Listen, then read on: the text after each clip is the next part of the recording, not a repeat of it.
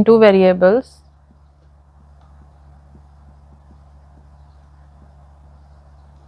by graphical method.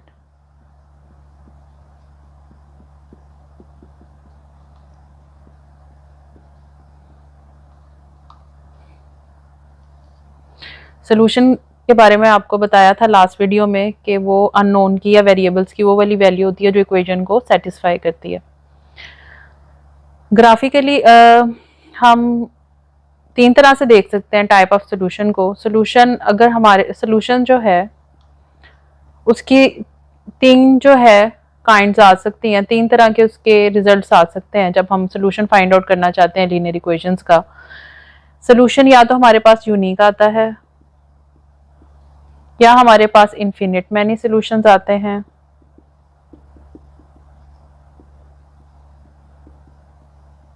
या ये भी हो सकता है कि सोल्यूशन एग्जिस्ट ही ना करे, नो सोल्यूशन हो। दो इक्वेशंस को जब हम सॉल्व करें तो हमारे पास कोई ऐसी वैल्यू ना आए जिससे दोनों equations at a time satisfy होती हो।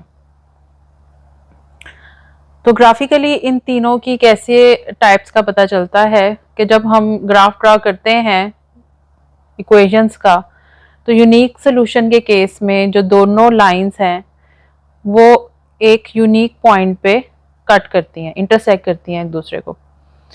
तो अगर इस तरह की सिचुएशन आती है कि दो लाइंस किसी ना किसी पॉइंट पे एक दूसरे को कट कर रही हैं, तो इसका मतलब है कि हमारे पास सोल्यूशन जो है वो यूनिक है। अगर हम लाइंस ड्रॉ करें और वो ओवरलैप करती हूँ, फॉर एग्जांपल मैंने एक लाइन ड्रॉ की, वो इस तरह से आ रही थी, दूसरी लाइन मैंने ड्रॉ की वो ओवरलैप कर रही थी उसको, तो इसका मतलब ये है कि इनके बहुत से कॉमन पॉइंट्स हैं आपस में, जिसकी वजह से इनके इन्फिनिट मैनी सॉल्यूशंस है। यहाँ पर इनका कॉमन पॉइंट सिर्फ एक है, यहाँ पर इनके दरमियान बहुत इन्फिनिट मैनी कॉमन पॉइंट्स हैं, तो इनके फिर सॉल्यूशंस भी इन्फिनिट मैनी होंगे। नो सोल्यूशन का केस इस तरह से होता है कि लाइंस आप जो हैं वो पैरेलल होती हैं, कोई ऐसा इनमें पॉइंट होता ही नहीं है कि जो ओवरलैप कर रहा हो या इंटरसेक्ट कर रहा हो, उनमें कोई भी चीज़ कॉमन नहीं होती, इनके दोनों के रास्ते अलग अलग होते हैं। तो उस सूरत में हम कहते हैं कि इनका सोल्यूशन सेम नहीं है, they have no solution.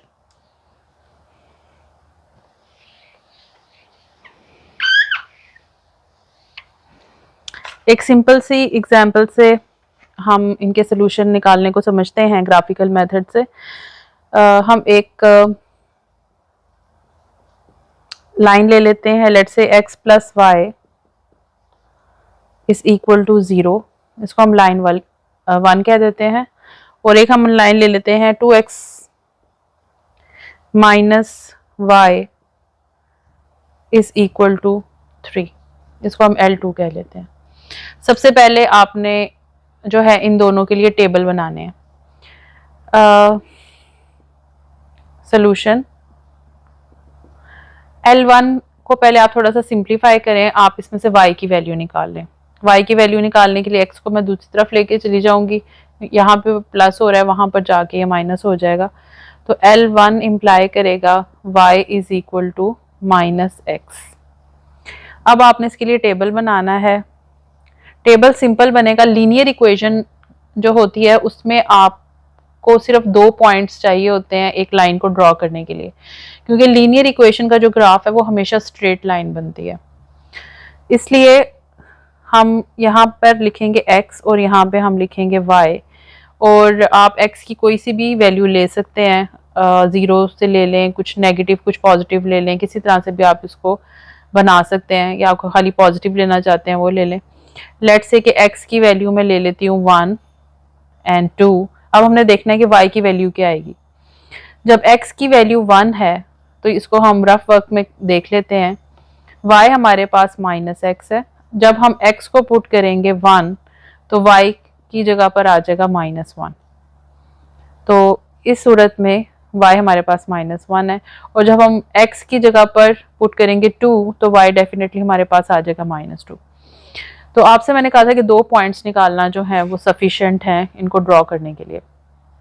In points को हम लिख सकते हैं कि L1 के जो हमारे पास पॉइंट्स आए हैं वो क्या आए हैं, x की वैल्यू 1 एंड y की वैल्यू -1, यानी कि 1 एंड -1 एक पॉइंट आया, और दूसरा पॉइंट हमारे पास आया है 2 एंड -2। ये हमारे पास जो पॉइंट्स हैं ये L1 के हैं। इसी तरह से आपने L2 ले लेनी है और उसमें से भी y की वैल्यू निकालनी है। y यहाँ पर नेगेटिव है, ये उधर हम इसको ले जाते हैं तो 3 को यहाँ पर ले आते हैं। इसको हम लिख सकते हैं 2x, 3 यहाँ पर आके आ जाएगा -3 और -y वहाँ पर जाके सिंपल y हो जाएगा। आपने इसमें से y की वैल्यू निकाल लेनी है। अगेन हम टेबल बना लेंगे, यहाँ पर x आ रहा है, यहाँ पे y आ रहा है। x की जो है x और y की वैल्यूज x आपने उसी तरह से कोई भी सजेस्ट कर लेना है। यहाँ यही वाले लेना चाहते हैं तो यही ले लें 1 एंड 2 और उसमें हम देखते हैं कि y की वैल्यू हमारे पास क्या आएगी। y हमारे पास यहाँ पे है 2x - 3। जब x को मैं 1 रखती हूँ तो यहाँ पर आ जाएगा y is equal to 2 into 1 - 3, 2 - 3 तो y की वैल्यू आ जाएगी -1। और जब मैं y को 2 लेती हूँ, सॉरी x को मैं 2 लेती हूँ तो x 2 रखने से y हमारे पास आ जाएगा 2 इंटू 2 -3 यानी 4 - 3 विच इज़ 1 यानी 2 पे ही आ जाएगा 1। तो यहाँ पर हमारे पास जो L2 ने पॉइंट्स दिए वो हैं 1 एंड -1 और दूसरा 2 एंड 1। ये पॉइंट्स हमारे पास आ गए L2 के। इसके बाद हमने अगला काम हमारा ये है कि हमने L1 और L2 को ड्रॉ करना है।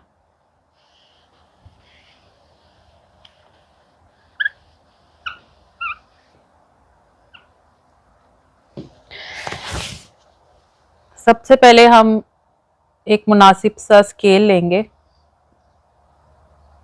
ये हमारे पास x एक्सिस है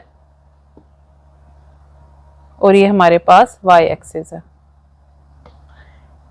ये हमारे पास ओरिजिन है विच इज 0। अब x की वैल्यू आपने देखें दोनों में एक जैसे लिए हैं 1 2 and 1 and 2।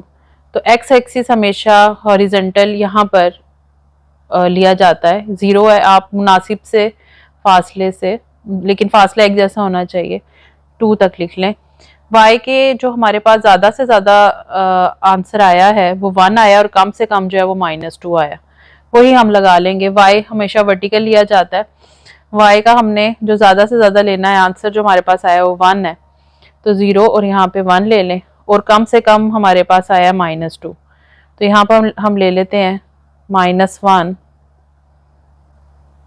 And then -2।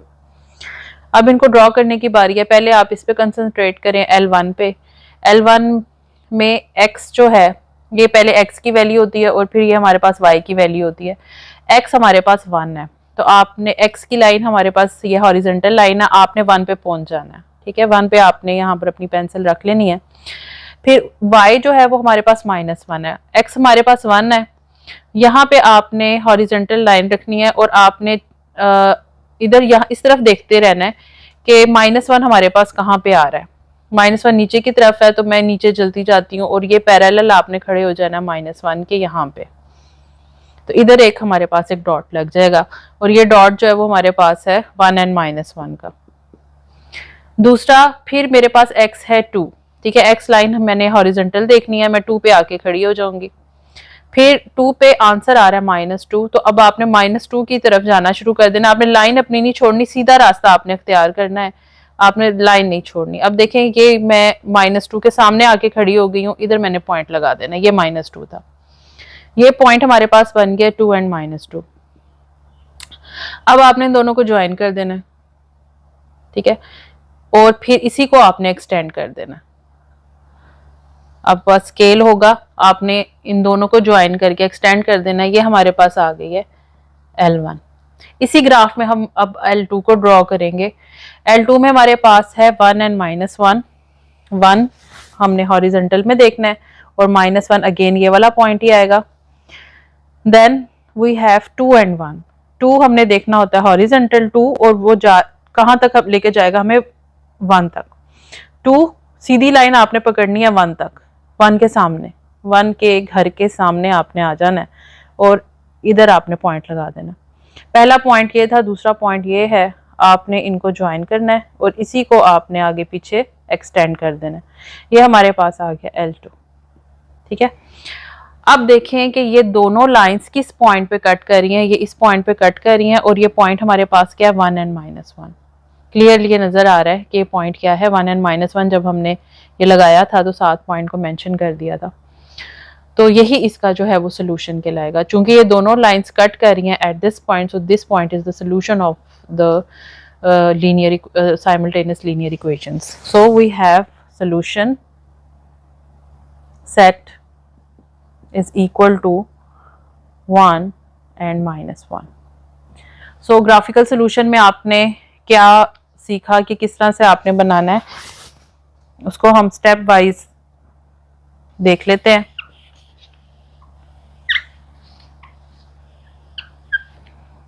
Step 1 में था कि आपने जो है दोनों लाइंस को ड्रॉ करना है, जो L1 और L2 है, और उनको ड्रॉ करने के लिए आपने टेबल बनाने हैं। Make table.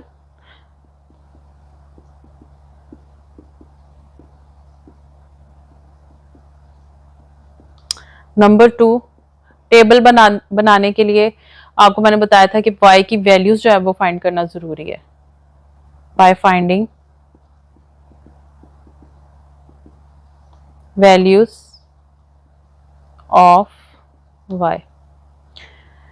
देन नंबर 2 आपने ड्रॉ करना है L1 को।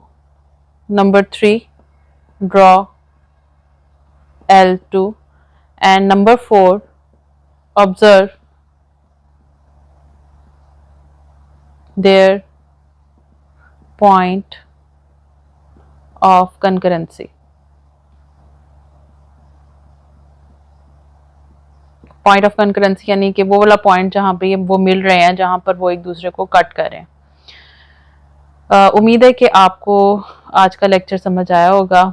इसकी मज़ीद एग्जांपल्स के साथ जो थोड़ी कॉम्प्लेक्स हो, हमने आज सिंपल स्टार्ट लिया था, वो हम नेक्स्ट लेक्चर में वो लेकर आएंगे। तब तक के लिए गुड बाय, थैंक यू।